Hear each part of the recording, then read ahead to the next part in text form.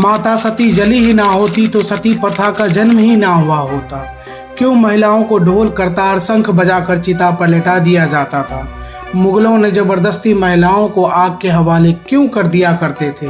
राजा राम मोहन राय की भाभी को सती क्यों बना दिया गया था?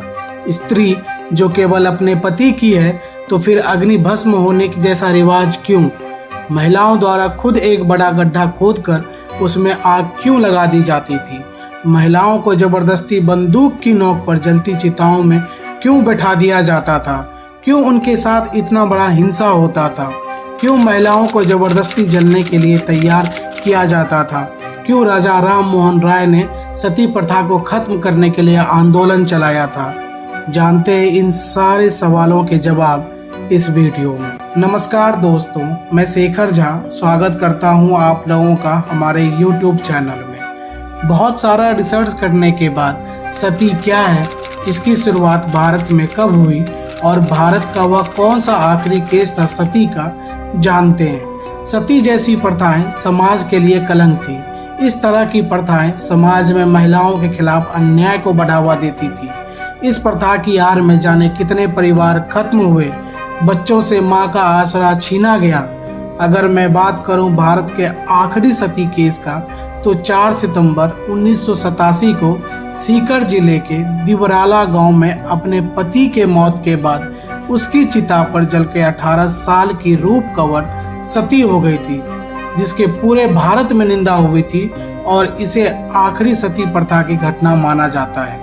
अब बात करते हैं सती प्रथा की शुरुआत कहां से हुई। तो मान्यताओं के अनुसार सती प्रथा की शुरुआत मां दुर्गा के सती रूप के साथ हुई थी, जब उन्होंने अपने पति भगवान शिव की पिता दक्ष के द्वारा किए गए अपमान से अपमानित होकर अग्नि में आत्मदाह कर लिया था।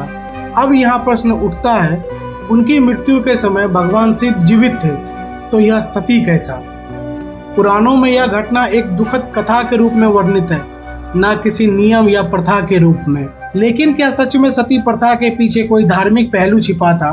क्या सच में हिंदू धर्म में ऐसा करने का आदेश था, जिस धर्म में नारी को भगवती का रूप माना जाता है, जहां नारी सबसे महान है? उसी धर्म में ऐसी मान्यताओं के लिए कोई स्थान कैसे बना सकता है? सोचने वाली बातें थी। ऐसा कहीं नहीं लिखा है कि पति की मृत्यु के बाद उसकी पत्नी को उसकी जलती हुई चिता पर बैठकर भस्म होना है। हिंदू धर्म में 4 वेद, ऋग्वेद, यजुर्वेद, सामवेद एवं अर्थवेद, इन चारों वेदों में से किसी भी वेद में स्त्री को सती करने जैसी व्याख्या शामिल नहीं है। हिंदू धर्म हमें एक स्त्री को जिंदा अग्नि में जलाने की आज्ञा नहीं देता है। फिर कैसे उत्पन्न हुई सती प्रथा? दरअसल सती एक संस्कृत शब्द है जिसका अर्थ है एक ऐसी स्त्री जो केवल अपने पति की है, एक ऐसी पत्नी जो पतिव्रता है और उसका उसके पति के अलावा किसी भी अन्य पुरुष से कोई संबंध नहीं है। सती प्रथा समाज की एक ऐसी कुरीति थी जिसको खत्म करना बेहद ही जरूरी था। सती प्रथा में पति की मृत्यु के बाद पत्नी को भी चिता पर बैठा दिया जाता था, उसे भी अपने प्राणों को त्यागने के लिए मजबूर किया जाता था।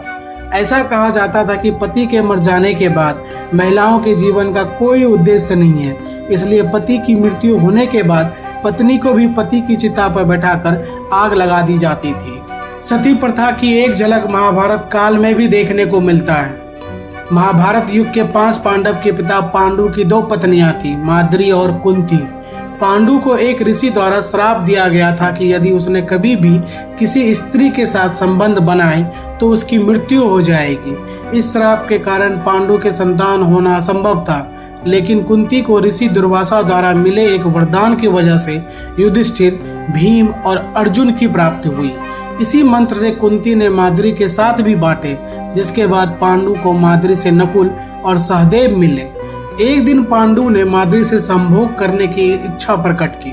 ऋषि के श्राप को भूल उन दोनों ने संबंध तो बनाया, लेकिन यही गलती पांडु की मृत्यु का कारण बनी। पांडु की मृत्यु को माद्री ने अपनी भूल माना और उसकी जलती हुई चिता पर सती होने का फैसला किया। भारतीय इतिहास में सती प्रथा होने के पहले प्रमाण गुप्त काल में 510 ईस्वी के आसपास मिलते हैं, जब महाराज भानु प्रताप के साथ युद्ध में गोपराज भी थे। गोपराज की युद्ध में मृत्यु हो जाने के बाद उनकी पत्नी ने अपने प्राण त्याग दिए थे। सती प्रथा की शुरुआत मुगलों के भारतवर्ष पर आक्रमण के बाद प्रारंभ हुई। तब युद्ध में अपने पति के बलिदान के बाद महिलाएं खुद के सम्मान की रक्षा के लिए जौहर कर लेती थी, जिसे सती प्रथा कहा गया। इसमें महिलाएं खुद को पति की चिता के साथ बैठकर खुद के प्राणों को स्वेच्छा से त्याग देती थी। इतिहास के पन्नों में इस तरह के उल्लेख मिलते हैं कि एक समय पतियों की मृत्यु के बाद उनकी चिताओं पर उनकी पत्नियों को जबरदस्ती चिताओं के ऊपर बैठा दिया जाता था, जिसमें महिलाओं की चीख और उनके दर्द की पीड़ा को कोई भी ध्यान नहीं देता था। चिता पर बहुत अधिक राव व घी डालकर इतना अधिक धुआं कर दिया जाता था कि उनकी यंत्रणाएं देखकर कोई डर न जाए और दुनिया भर के ढोल करतार शंख बजाए जाते थे, ताकि उनका रोना धोना चीखना चिल्लाना अनुनय विनय किसी को सुनाई ना दे। जलती हुई चिता पर जबरदस्ती बंदूकों का हवाला देते हुए स्त्री को बैठाया जाने लगा। लोगों ने केवल प्रथा को महत्व दिया, लेकिन जिस स्त्री को जिंदा अग्नि में बैठाया गया उसके बारे में किसी ना सोचा। जलती हुई चिताओं में बैठी सती की चीखने की आवाज तो सबने सुनी, लेकिन उसका दर्द किसी ने महसूस नहीं किया।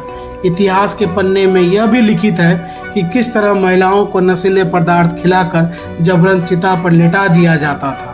अगर हम बात करें सती प्रथा के बदलाव की, तो वह दौर अंग्रेजों का था। 15वीं शताब्दी में कश्मीर के शासक सिकंदर ने इस प्रथा को बंद करवा दिया। बाद में पुर्तगाली गवर्नर अलबरकर्क ने इस प्रथा को बंद करवा दिया था।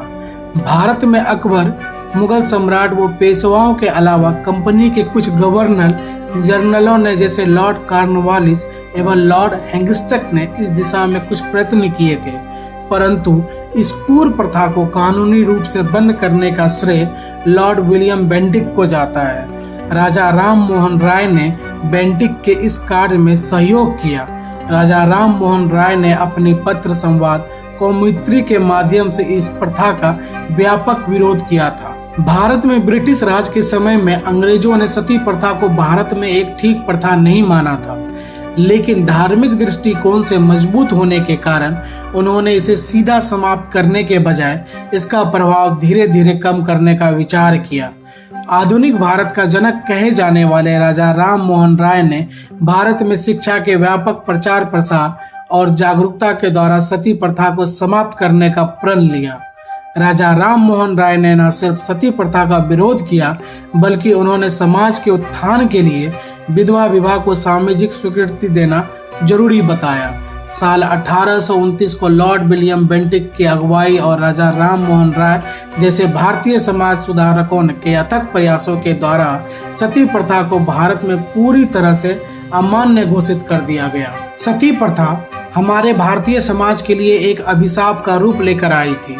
इस प्रथा ने न जाने कितने ही स्त्रियों को बलि पर चढ़ाया।